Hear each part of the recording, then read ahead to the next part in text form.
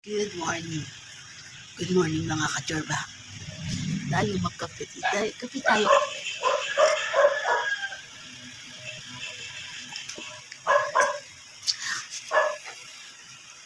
Sa totoo lang, Sunday ngayon. Sunday. Dapat rest day ko. Rest day ko sana sa pagkikismis. Kaso, dahil sa kakadaan ko, dahil bumili ako ng pandesal at kape, meron na naman ako ng kismis. Alokan. Naubatuloy ako dito eh. Kaya tara na mga kismis, chikahan tayo. Kismis, chikahan tayo. Tayo magkape muna. Dahil dyan. Kasi na may kismis ako na. Sa totoo lang, lagi ko yan napapansin. Lagi ko yan napapansin. Simulat sa pool. Siyempre, matagal na ako sa lugar na to. Ilan taon na ako. Kaya, pansin na pansin ko. Ngayon ko lang naalala. Kasi napadaan ako eh. Siyempre, habang naghahanap ng mga pandesal, kape, paikot-ikot. Eh, nakita ko, napansin ko. Di ba sa isang lugar, halimbawa sa apartment, especially pag marami kang mga boarding house, kasi mga pumapasok sa trabaho, yung iba, may mga panggabi, yung iba, mga pang umaga. So, napansin ko lang, simulat sa pool, sa bawat lugar, kasi di ba pag may subdivision, kantong una, kanto pangalawa, kanto pangatlo, kantong pang-apat, ganun. May mga kanto sa subdivision na masyadong sensitive. Napansin ko yan noon pa. Dito lang sa left side. Kasi, syempre, dito ako sa left side. So, ayun ang napapansin ko.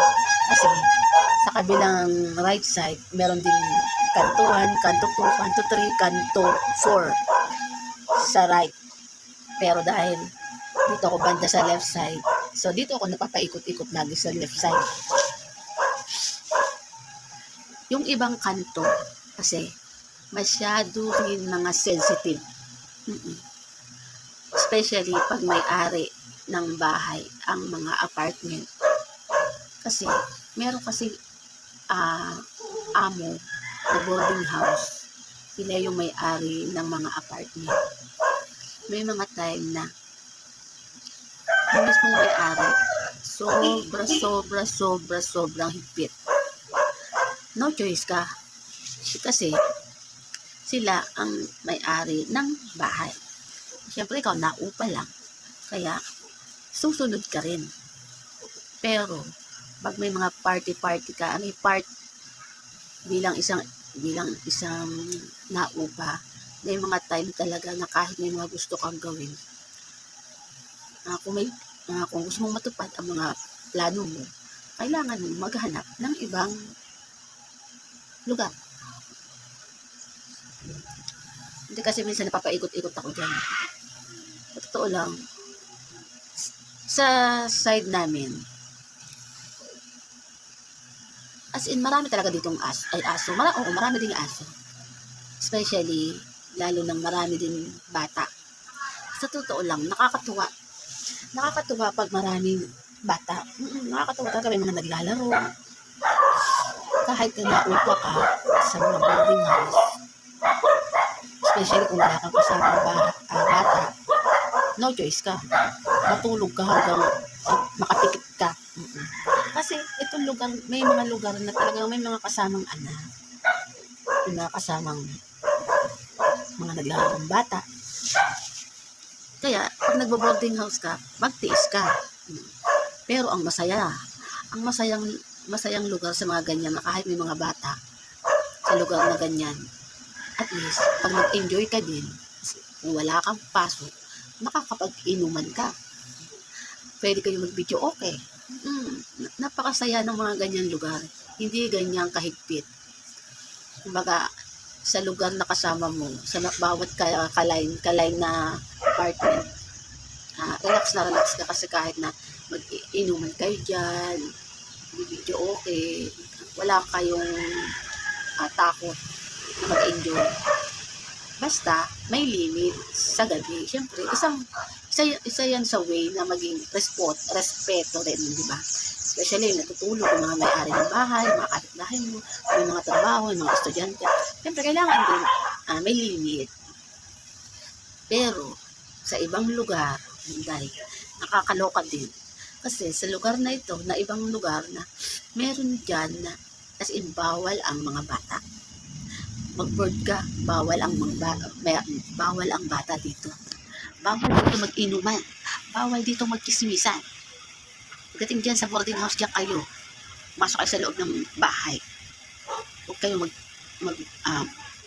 mag-inuman, magkantahan. Kasi, magagalit sila. Oo, dahil may ganun. Na-experience ko yan. Sa dati kong nakasama, nakatirahan. Ay, Diyos mo dahil. Itong lugar na yun sa kabila. As in, wala ka talagang makitang inuman. Siguro may nagkakainuman, pero saglit lang, hindi naabot ng gabi.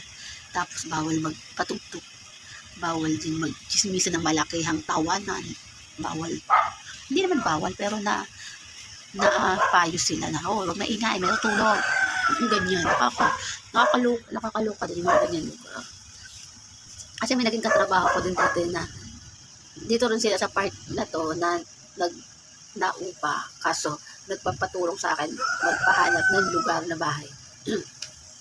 Yung tipo nakakapag-enjoy sila, nakapag-inuman sila. May bisita. Kasi mayroon kasing apartment na bawal ang bisita. Kaya talaga, siyempre, kahit sobra naman trabaho, sobrang pagod mo sa trabaho, at rest day ka, nasa boarding house ka nga, makahiga ka lang, magdamag ka dyan, o 2 araw ang rest day mo, boring naman. Siyempre, may mga time na gusto mo magbisita, magbanding-banding, mag-inuman, mag-chismisan. Nakakatuwa.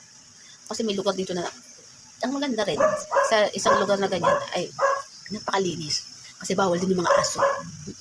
May lugar dyan na, masaya din. Kasi nag-try ako dyan, nagtrabaho, na ako dati. Tumira na kami dyan dati. Napapansin kami lagi na, ay, ang ingay, ganyan, ay, tahimik, may tutulog. Nakakaloka. Kaya lumipat din kami. Masyadong boring kasama sa kapitbahay. At least, nakalipat kami sa lugar na okay lang. Na kahit maingay, may mga naglalarong bata, kahit na inaantok ka sa sobrang pagod, okay lang. Kasi naiintindihan ng bawat isa, nagkakaunawaan ang bawat isa. Yan ang maganda ng kapitbahay, di ba? Yung kahit mag-video ka dyan, mag-inuman, hindi naman araw-araw, di ba? At least may time na nagpa-party-party ka o nag-e-enjoy para makarelax. Kaya nakakatuwa ang mga ganyang kapitbahay na nakaka-intindi rin. Siyempre, sila din, nag-e-enjoy din sila kung mga time na may mga bisita. Yun ang magandang samahan sa bawat kapitbahay. Ganyan masaya. Kaya sa totoo lang, matagal na rin kami dito sa pwesto na kanya. Kasi safe talaga. Kahit na may mga nagkakalat na mga asong pupo.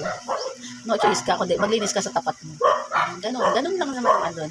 Basta, pwede ka magpatugtog. Ganyan ang pagkakaunawaan. Yun lang, nakaka-enjoy. Kasi nakaka-boring mga ganun.